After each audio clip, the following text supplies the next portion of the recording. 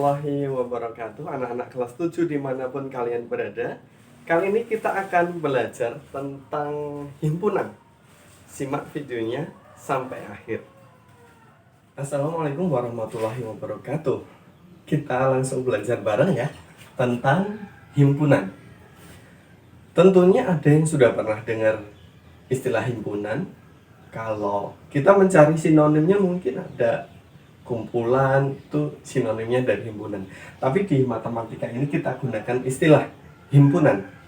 Nah, himpunan sendiri kalau di pengertiannya yaitu sekumpulan objek yang terdefinisi dengan jelas. Nah, ini memang materi baru untuk anak-anak SMP ya, karena di waktu SD mungkin belum pernah mendengar ini. Nah, anak-anak, seperti yang Pak Kawat sampaikan tadi bahwa sinonim dari kata himpunan yaitu kumpulan. Nah, pertanyaannya adalah apakah setiap kumpulan merupakan himpunan? Tidak setiap kumpulan itu termasuk himpunan, karena sudah dijelaskan di sini. Himpunan adalah sekumpulan objek yang terdefinisi dengan jelas. Apakah setiap kumpulan pasti himpunan? Nah, jawabannya tidak ya. Karena yang termasuk kategori himpunan itu harus terdefinisi dengan jelas. Kita cek nih. Nomor 1, kumpulan gambar anak yang indah. Anak-anak, tahu ya, anak-anak ketika kalian masih TK, mungkin kelas 1, kelas 2 SD itu, apakah kalian bisa tahu ini kategori indah atau tidak? Mungkin itu kategori indah itu relatif ya, artinya waktu itu belum bisa terdefinisi dengan jelas kriterianya. Jadi yang ini tentu tidak termasuk kategori himpunan. Kemudian yang nomor 2, kumpulan bilangan prima. Nah, kumpulan bilangan prima ini jelas, karena bilangan prima itu adalah bilangan yang hanya memiliki tepat 2 pembagi, yaitu 1 dan bilangan itu sendiri, sehingga kumpulan bilangan prima termasuk himpunan. Kemudian yang nomor 3, kumpulan satuan panjang. Apakah kumpulan satuan panjang termasuk himpunan? Nah, ini jelas, ini juga termasuk himpunan. Anak-anak sudah tahu kilometer, hektometer, dekameter, sampai nanti atau piko, nano, mikrometer ya. Kemudian ada kaki, inci, itu semuanya jelas. Jadi yang ini termasuk kategori himpunan. Nah, himpunan-himpunan ini ada yang anggotanya terbilang. Contoh nih, himpunan siswa kelas 7C tahun 2020-2021. Nah, ini anggotanya jelas, yaitu terbilang, bisa 1, 2, 3, 4, 5, mungkin ada yang 32 ya, kelas 7C, SMP A itu. Kemudian yang kedua, ada himpunan yang anggotanya itu tak terhingga. Contoh ya, ada juga himpunan yang anggotanya tak terhingga, misalnya himpunan bilangan bulat, banyak sekali.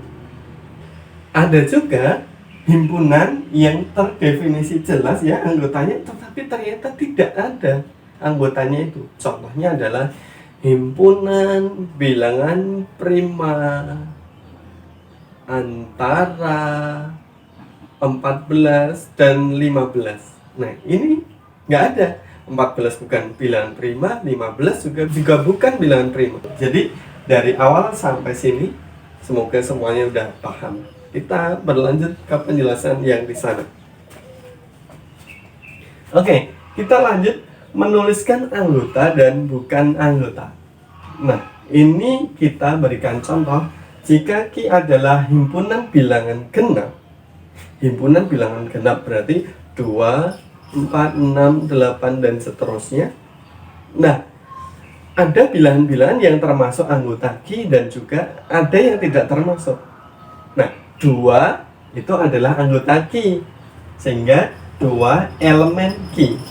Menulisnya seperti huruf E.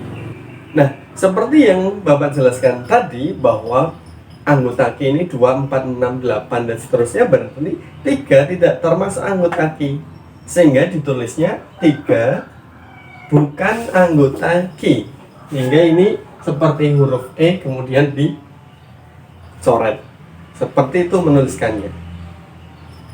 Kemudian himpunan itu dapat disajikan dengan 4 cara. Yang pertama, menyebutkan anggota-anggotanya. Coba ya ini ya. Menurut kalian B dengan anggota merah putih itu himpunan apa? Ya, tepat sekali. Itu adalah himpunan warna pada bendera kebangsaan Indonesia, yaitu merah putih. Nah, ada yang bisa langsung disebutkan anggotanya seperti ini. Namun ada juga yang harus dituliskan sifat anggotanya saja. Contohnya adalah bilangan prima antara 10 dan 150. Ini karena banyak sehingga bisa dituliskan dengan sifat anggotanya. Kalau di daftar seperti ini juga boleh sebenarnya ini. Antara 10 dan 150 berarti dimulai dari 11, 13 dan seterusnya. Ada juga nanti yang akan kalian sering hadapi di SMP ini adalah dengan notasi pembentuk himpunan. Himpunan biasakan ditulis dengan huruf kapital, kemudian sama dengan kurung buka, kurung kurawal namanya. Kemudian ini juga kurung kurawal. Dari sini notasi pembentuk himpunan, kalau ini saya bacakan caranya ya. Nah, himpunan ditulis dengan huruf kapital sama dengan kurung kurawal ya. Ini dibaca X sedemikian hingga 5 kurang dari X kurang dari 100. X adalah bilangan ganjil. Nah, notasi ini mewakili dari 79 sampai 99. Nah, yang terakhir ada juga himpunan kosong.